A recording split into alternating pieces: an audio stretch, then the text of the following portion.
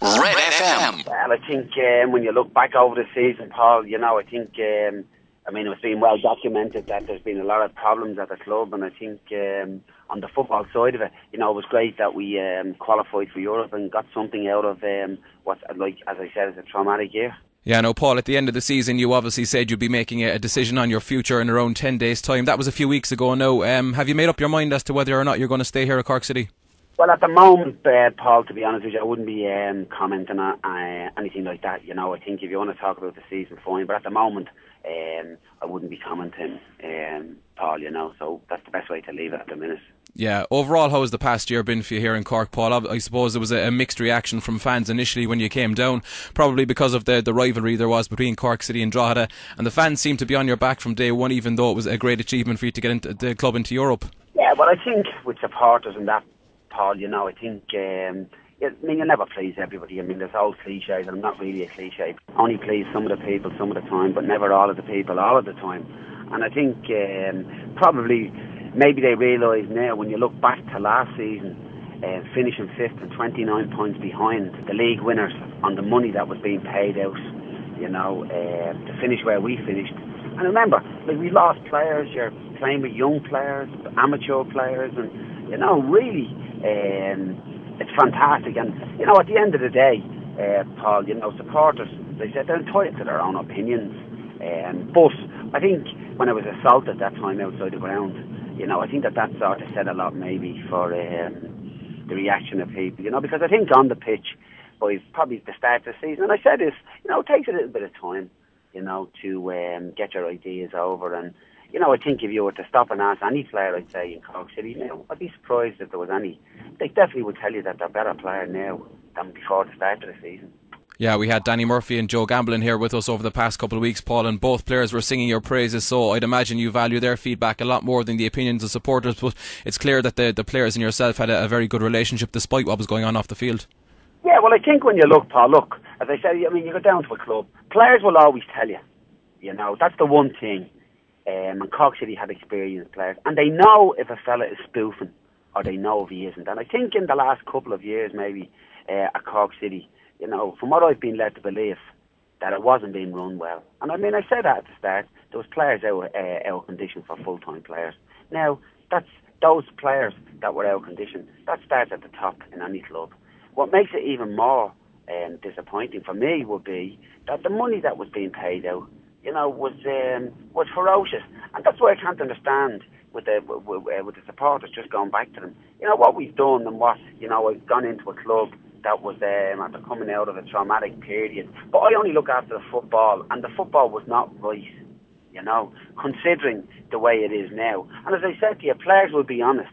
They know a spoofer, and they know that. And there's nobody, whatever they could say about me, they might say, well, he's too demanding, or he's a very intense guy when it comes to football. Yeah, you're right, because that's my profession, and I think players realise that they have somebody that wants to do that type of work, wants to improve them, wants to run a club right. It's the only way to do it. And as I say, I make no apology for that, but you'll always find that players, the one thing they could never say was, and that's being honest, is that I'm a spoofer, and I think when you listen to certain people in the past, and sometimes they sound great with big words and all, or they might be on TV, and it's funny, Paul, a couple of people have asked me in the not too distant past there, how would you say the league could improve? Well, the way I'd say the best way to improve it is, one of the views, I couldn't tell you totally what's the best answer, but one of the things that may help is if people appoint the managers, and a lot of them are just, spoofing their way around. So I think that might be a start. So as I say, I'm glad the players felt that they enjoyed the training and they enjoyed my work, because as I said, I enjoyed working with them, Yeah, and I know, as you said earlier, Paul, you're keen not to discuss making a decision on your future, but I'm sure when you hear players like Danny Murphy and Joe Gamble, senior players, saying how much they enjoyed working with you, it's something that might make you stay here. Yeah, well, look, Paul, I think when you look at the players in Cork City, there's a lot of very good players, experienced players, and a lot of talented players as well. And there was something that wasn't right to finish 5th in the league. If you look back to the last time the club won the league, Pat Doolin and that had put in a good structure. They trained the team well. They were building, and it was inevitable that they were going to come and win the league. If you look after the year that they won the league, they dropped back to 3rd, 4th, and 5th. Now, the team is in a better position now than when I got the team then. And, you know, what even makes it more for the players, I feel, why, if anybody ever doubted players' loyalty, most of those players were out of contract, Paul. They'd no contract at the end of this season. And yes, they put their head on the line, their foot on the line, some of them injured and played, and it's fantastic for them. You know, and I have to say, the one thing I did say is, I mean, let's be honest, we all could have left halfway through the season. I could have said, oh, look, I've had enough here during the season. But you build up a bond with players. Yeah, just finally, Paul, given you know, what you achieved this season, given what was going on in the background, finishing third, getting the club into Europe, fantastic achievement, obviously.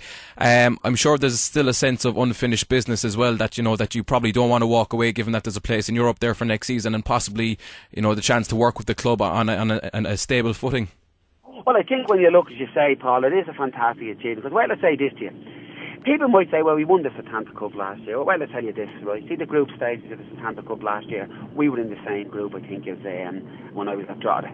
The Setanta Cup, you can be lucky in it. You can draw Dungannon Swifts, Cliftonville, and with all due respect, they weren't a lot of good. So you played, maybe 3 games in the Setanta Cup last year. And that's no disrespect, because the year we won it, the first year, we played, I think, a semi-final and a final, really. Because the group stages, the teams that were in it, they weren't good.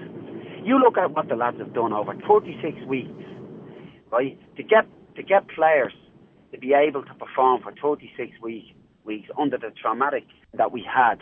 It's a fantastic achievement, Paul, to go to third, to be fair, in the league, because it's not easy, you know. And I think when you look, if you look, probably looking forward to the season, you'd like to think that the club can push on again and try and maybe be up there again. I mean, okay, we finished 15 points, I think, or 16 behind Bows, but we closed in 13 this year. And as I said to you, we've jumped up 2 spots at the moment, to be fair, when you think of everything. And that's why, as I said to you, at the moment, I'm not in a position to comment on anything about next season, Paul. Red FM.